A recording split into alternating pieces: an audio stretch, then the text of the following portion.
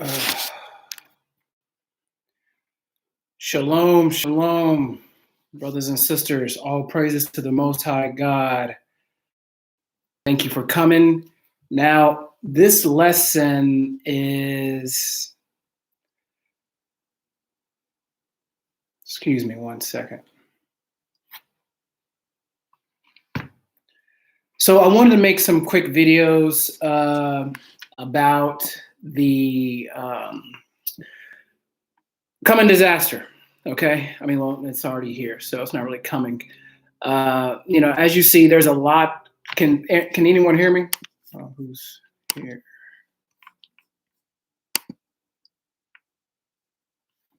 Okay. Make sure this microphone is up.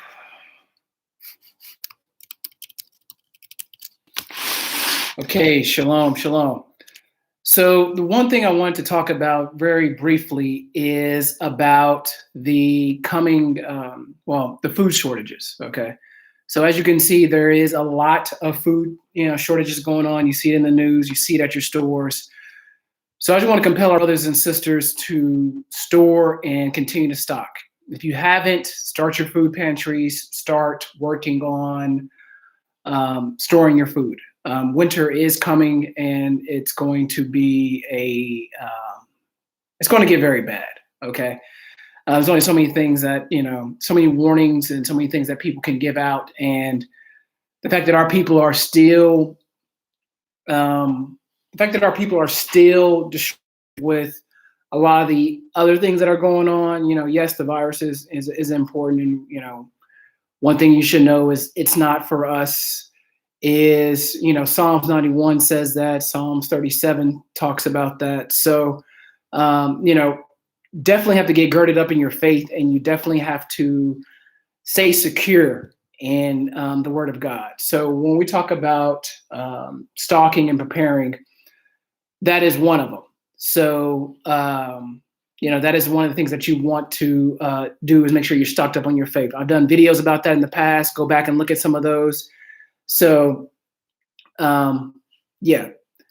But one thing I wanted to cover is breaking down, some people ask me, like, how do you stock? Okay, so we get into the what and the why, but the actual how, okay, and I guess what also. So one thing I wanted to cover was this verse. This would be Proverbs 6, chapter 6, verse 6 through 8.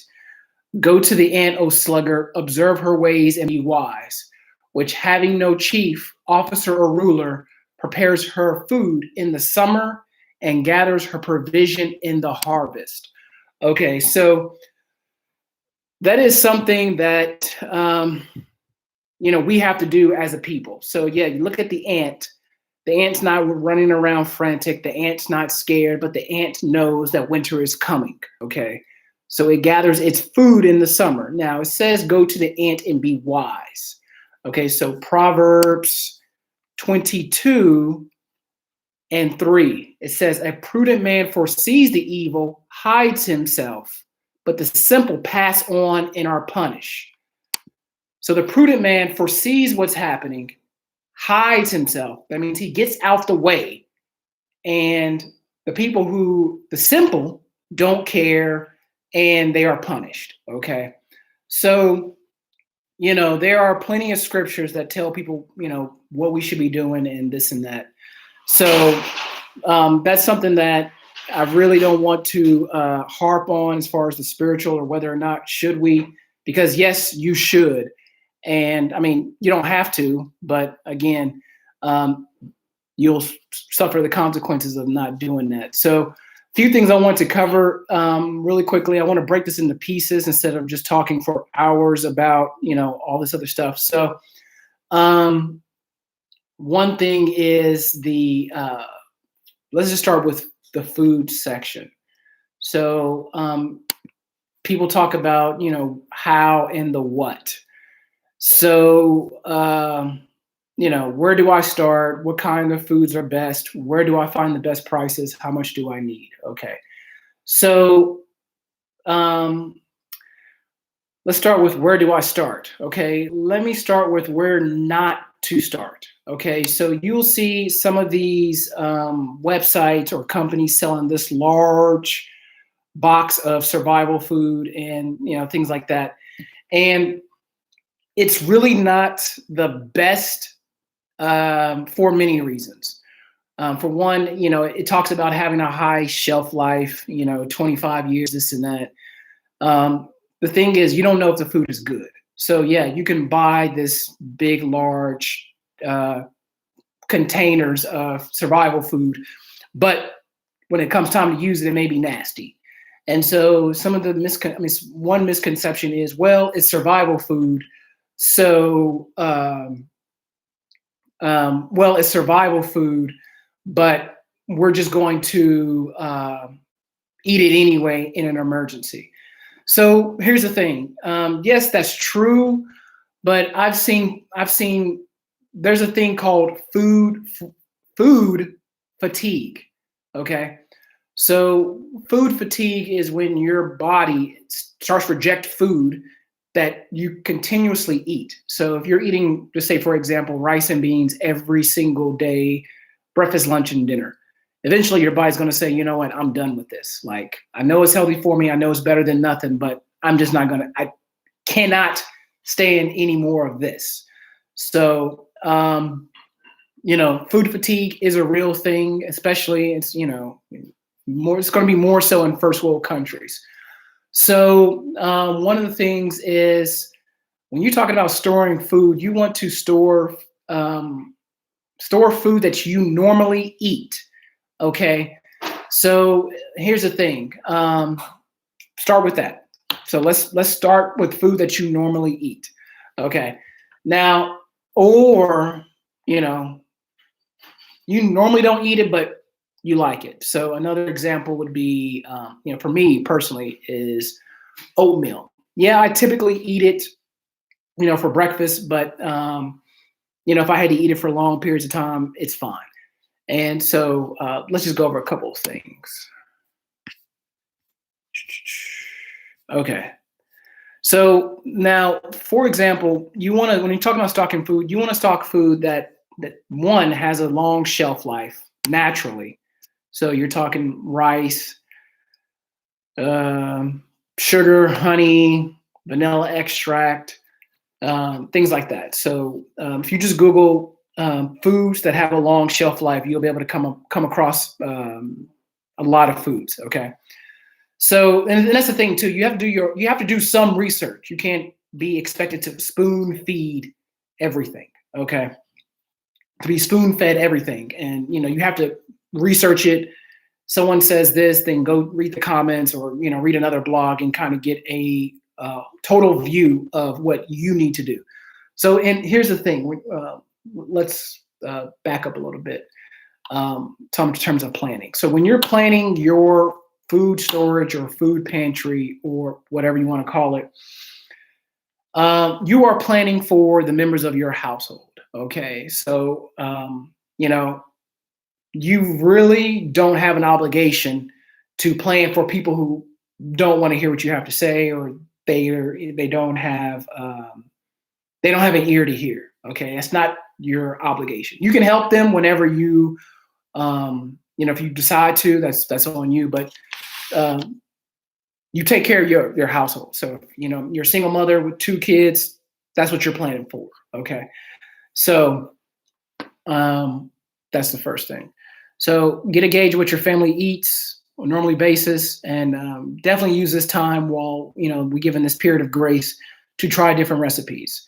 And with the foods you store or you gather, look for different ways to make different recipes. So for instance, yes, I eat oatmeal for breakfast, but I can take that oatmeal and I can make no-bake cookies, or I can make protein balls from the oatmeal. Okay, so you want to be creative in that, or research different ways to use this food or whatever. So that kind of gives you a lot of options. That kind of gives you different options into deciding on how what to get, what to stock. So for instance, I get oatmeal. I get lots of oatmeal. I have lots of oatmeal.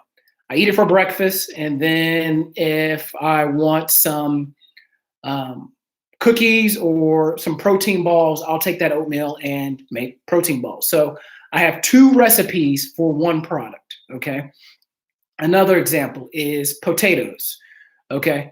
So you have, potatoes, you can make mashed potatoes, you can make French fries, you can make hash browns, um, you can make bread out of potatoes. So there's a lot of things that you can do with potatoes. Okay. So, that's another thing. So, canned goods, okay, they have a high shelf life, mostly because it's canned and there's no air getting into it. But they have some preservatives in it, which is fine. I mean, so stocking up a lot of canned goods. If you are a big meat eater, you probably want to look at how to can meat. Okay, if you're talking about long-term storage. Okay, long-term storage is, you're talking 3 months to a year. That's what we consider more long-term storage. Okay, short-term storage is 2 weeks. Okay, they tell you the minimum of 2 weeks. So you have short-term storage and long-term storage. Okay, so when you look at long-term storage, first start with short-term storage. Okay, start building your pantry or your storage, your food storage around, start with 2 weeks. Okay, so every time you go to the grocery store, you're adding just a little bit extra in your cart and you're storing it away. Okay, so if you don't even have a minimum of 2 weeks, and when I say 2 weeks, if the stores were to shut down today, completely shut down, like you're not, no mask, no food, I mean, nothing, like shut down, you should be able to maintain the same eating habits comfortably for 2 weeks. Okay. So if you look at your pantry, if you look at, what you have, can you do that for 2 weeks, 14 days of food and water? Okay. So the answer is no, then start it with 2 weeks. Okay. So, pasta, spaghetti, canned goods, potatoes, stuff like that. Okay. Now you want to move on to long storage. So long storage is, you're just kind of multiplying, you're replicating that short-term storage over multiple times. Okay. So one thing is, when you talk about cost, okay. So, yes, food prices are going up, which that is normal in a famine. The beginning of a famine, you have shortages and higher prices. So they'll let you know the time frame that we're in. Okay.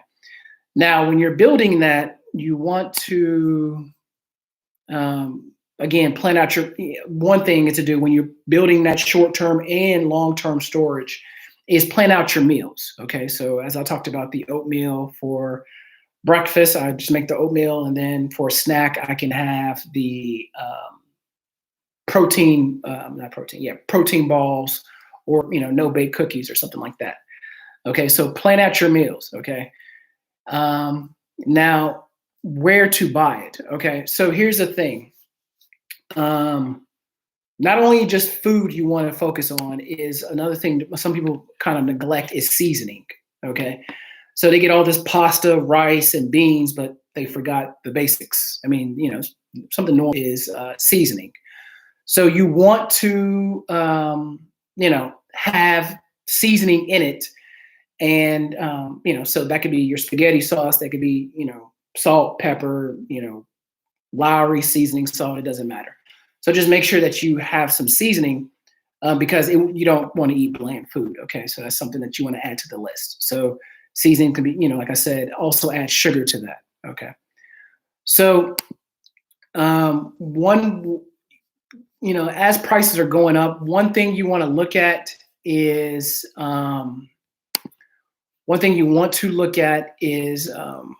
Costco's Sam's. Now, I know there's a membership, $45 for Sam's. I have a Sam's card. And one thing, a good idea is to split the cost with someone,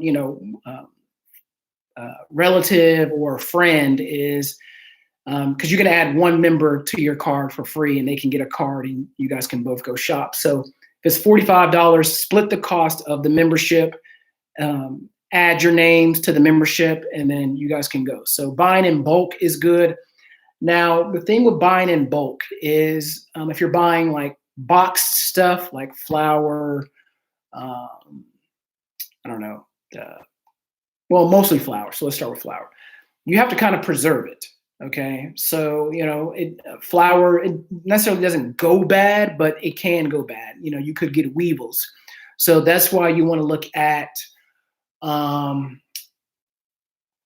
you can look at, what is that? Not the freeze dried, but the Mylar bags. Okay, so with the Mylar bags, you can preserve the flour. Okay, so you put that in Mylar. You get the Mylar bags. Look up Mylar bags. Okay, so you get the Mylar bags, put the flour in it, put the little packets that you get when you buy stuff that the preserve that's sucks out the air. Okay. Put that in there, your flour, you just extended the shelf life of the flour for another, quite a bit. Okay, so don't know the exact figures, but you just extended the shelf life. Okay, so that's a way to lower the cost, is splitting the cost with someone who also can benefit. So if you guys go to Sam's, Costco's, you just split the cost of the membership, add a family member, that a way you can buy in bulk. And so, because retail is getting more expensive, so that'd be another way to cut the cost. So you look at cost, you look at, you're planning your meals. A family of 5 is planning for a family of 5. If you share with those who chose not to prepare at this point, I mean, the game has been started, and they're still in the locker room. Okay. They chose to stay in the locker room. So that's on you. Okay. There's, the parable with the 5, the 10 virgins, 5 were wise, 5 were foolish. The 5 wise had no obligation to share with the 5 foolish. It could if they wanted to, but the 5 wise said, if we give you some, there won't be enough for you and us. Rather, go to those who sell and try to buy from them. So the 5 foolish, they had money. They had the same opportunity because they were all together. And the 5 wise brought extra. Okay. So again, that's something that you want to, consider. Again, if you've got some family members that I kind of know I'm going to have to share some of my stuff with. I know it's coming. So, but outside of that, I'll leave that on a case-by-case basis. So going back to, what to buy, you got your canned fruits, you got your canned vegetables, your canned meats, you can get canned chicken, tuna, shrimp. I mean, I already don't eat shrimp. It's not lawful, according to Leviticus. Salmon, beef stew, whatever, canned soups, broths, spaghetti sauce, rice, dried beans, pasta, oats, peanut butter, powdered milk, oils. Now, powdered milk, that is something you could add, or you could take you want to take one specific food item and figure out ways how to multiply it. So again, the oatmeal, I eat oatmeal in the morning. I make the protein balls, or you can make the no-bake cookies, and I could take the oatmeal and make oat milk. Okay. How to make oat milk is very simple. Okay. So I have 3 different ways to utilize the oatmeal. Okay. So if you want to get powdered milk versus using plant-based milk, whatever. So again, this plan is specifically for your household again. So I'm just kind of running off some things that you could get. Pancake mix, which you can make. You can use that batter to, fry other stuff, to make fried foods, or you can use that to make waffles, whatever. Spices, condiments, we covered that. Coffee, tea, cocoa. Now, if you're a coffee drinker, you get the stuff that you drink. Don't get some emergency coffee that you never tried before. And, when it's time to use it, it's completely terrible. And you spent a couple $100 stocking up on this nasty coffee that you never tried. Okay. Tea, cocoa, you drink that, that's fine. Comfort foods. Okay. This is an important one. Comfort foods or treats. Now it's, so you have your emergency food. Some people have they're called MREs, or meals ready to eat. Okay. So, absolute last, this is the last parcel. We went through all of our food and this is last what we got. Okay. Now your comfort food is, foods that, you like, or they, we all know what comfort foods are. So with that, I kind of throw, some people say treats or candy. I kind of throw that in the comfort food because, chocolate and candy, they do provide short boosts of energy. They do help with your mood, especially, dark chocolate is, it is healthy for you, not just junk food.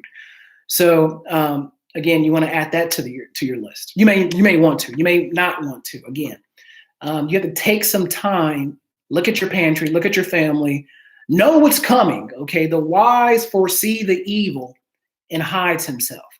The ant prepares in the summer for the winter. Okay, so whether you like it or not, whether you want to have your head in the sand, it's coming. Okay. It's already here, but it's going to get progressively worse. So we don't, start, from the beginning, all hell breaks loose, and then we jump to, Mad Max, Walking Dead. No, there's a progression.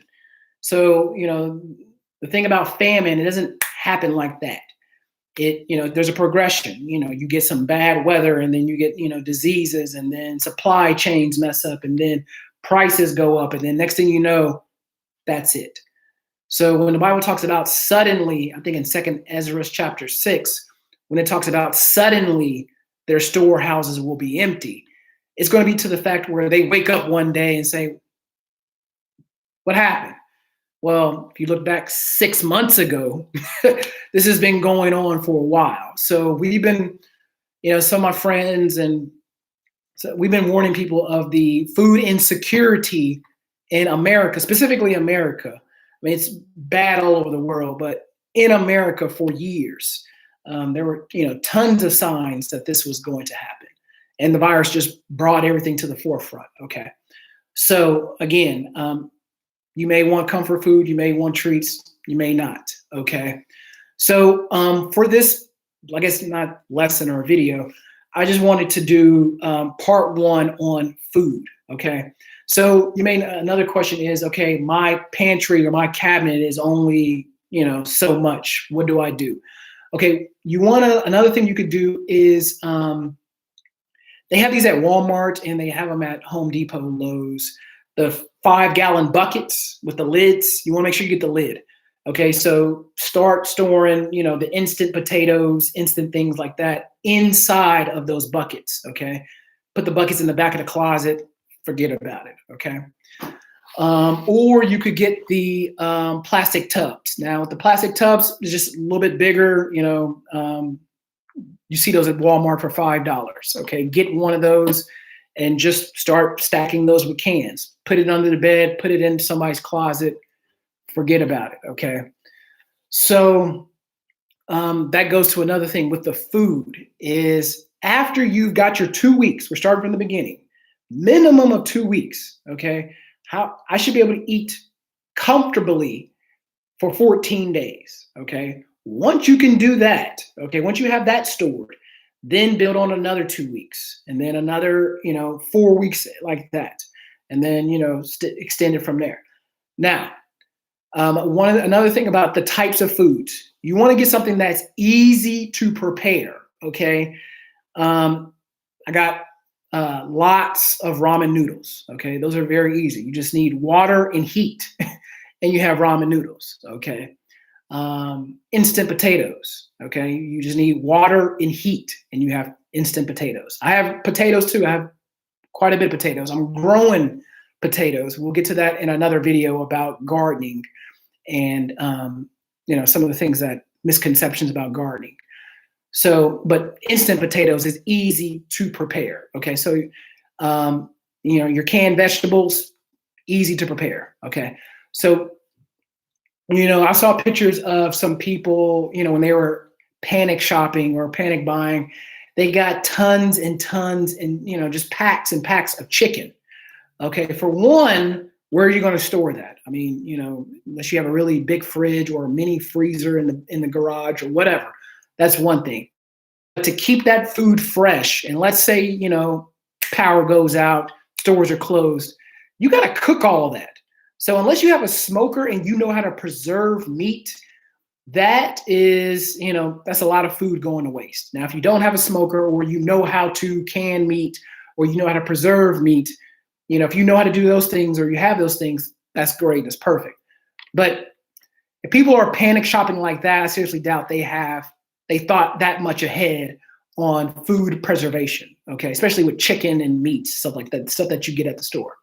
Okay. So easy to prepare. Okay. Can't emphasize that enough. It takes a lot of, lots of ingredients and lots of cooking time and lots of processes. It can be kind of psychologically draining, because you're dealing with the stress of that, your food storage, and trying to prepare all these big meals on a constant basis. So that comes to another thing, is you can prepare a big meal and have leftovers for a few days. Okay, so that's another idea, but easy to prepare. Okay, now let me look at something real quick. So some people, another question, another commonly, thing that people go over is freeze-dried food. It could go either way. So freeze-dried food is that's another option. If you never tried it, you might want to try it first and then see if you like it. You can get freeze-dried beef, you can get freeze-dried chicken. All it is the food is cooked, and then they just drain all the moisture out of it, and they just seal it up, and it's preserved. Okay. So again, those are many options. Okay. So now when you go to like Sam's or Costco's, you're going to see something called those are the big cans of vegetables or fruits. They're called number 10 cans. Okay. So those are the ones with the high shelf life. You may have seen those at restaurants, like in the back. If you ever worked at a restaurant, you'll see those in the back. Or if you've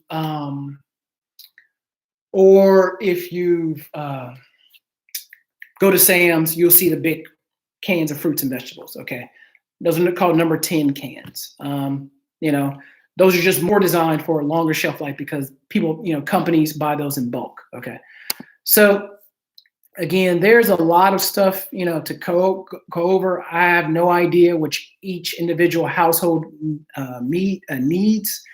That is something that you have to look at individually, and as a family, where do we start? Okay. Now, one thing I do want to cover really quickly, because I'm about to end this video, I don't want to keep it long, is how to prepare. So some people say, not how to prepare, but how to cook the food. Okay. So the reason I say this, typically people who prepare for long storage, long storage, long-term food storage. They also prepare for what if the power goes out. Okay. So food insecurity, when you see like Venezuela, they have rolling blackouts in addition to food shortages. Okay. So you're saying, okay, I have an electric stove, for an example, power goes out and I have all this food I need to, for one, I may need to cook, or, how do I keep, I have all this food stored and the power goes out. So what good is this food? Okay. So there's a few things you want to look at, is in addition to your food storage, is ways to cook it. Okay. So the power goes out, you want to look at Coleman propane grills. Okay. So those are the camping stoves that it has the little propane tank next to it, or the big propane tank. You can light it up just like when you go camping. So the Coleman, look up Coleman camping grills, propane or butane. Okay, so butane is the little can that you store into the little stove, and then there you go. So I have one really quick. Let me show it to you, just to kind of give you guys an idea. One sec.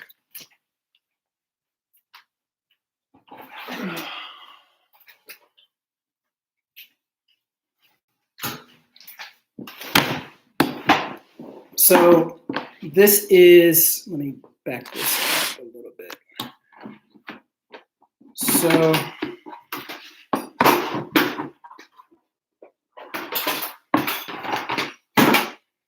this right here, okay? So this is one option, you know, if the power goes out, I can make my coffee on this, I can, you know, cook.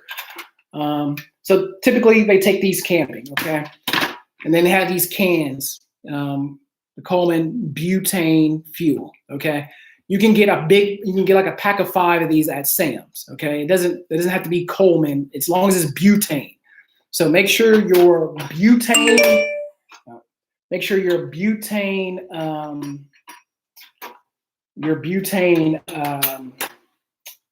stove is taking butane. This is different from propane, okay? Very different from propane. So you can't even find propane in this size. So the can just goes right here. I mean, you can find a video on how to, you know, set it up, and then it just lights, okay? So another option is the, you know, your charcoal grill. So if you live in an apartment, you may not be able to use that, but again, if the power goes out, no one's going to enforce it, okay? But I think quite a few apartments allow for you to have a charcoal grill, which means if you have a charcoal grill, you need to get charcoal, okay? So that's another thing you have to think about is like, so I have a charcoal grill too. So every time I go to the store, whatever's on the list, like I'm going shopping for, I'll just grab an extra bag of charcoal and just throw it in there. You know, before all this disaster happened, before the virus hit, those bags of charcoal were like $4 to $6. Now they're $8.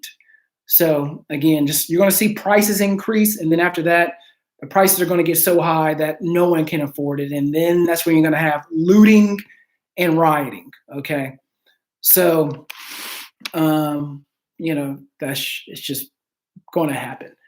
So propane grills or propane stoves, you can get a stove like this that has propane. You can get this is butane, propane, butane, charcoal grills. You can get called a firebox. I mean, you need wood for that. So those are more small, very small. You can just look those up. That's another thing. That's more for if you're really camping, you can add that. So you want to, as you're building your food storage, and this was fairly, it was like $35, maybe $40. But again, that was like a year ago. So Lord knows what these prices are now. So again, just want to wrap up with this. Hopefully I covered everything. If you guys have any questions, put it in the comments section. I'll answer them. It's not a big deal. Or I can do a follow-up video. But this one I just wanted to cover with food. Okay, I'll do water. I'll do other series, gardening, personal protection, whatever. I just want to do this series because people kept asking, hey, can you do a video on this? So instead of me doing a production video with recording and editing, I just said, let's just go live and then people can look at the videos later.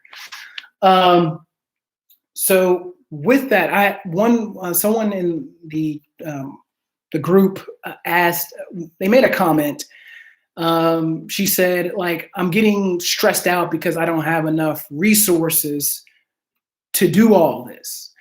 And thing I'll say to that, and I'm a living witness to this, I thought the same thing. I was kind of overwhelmed when I started, watching all these YouTube videos, all these preppers with, 4 or 5 rooms of food. They got a whole basement of canned goods, and they got, the farm, and they got all this stuff, solar power. The thing is, one thing is they built that over a series of time, and they'll let you know that, like, they built that over a series of time. So that is something that they have to do.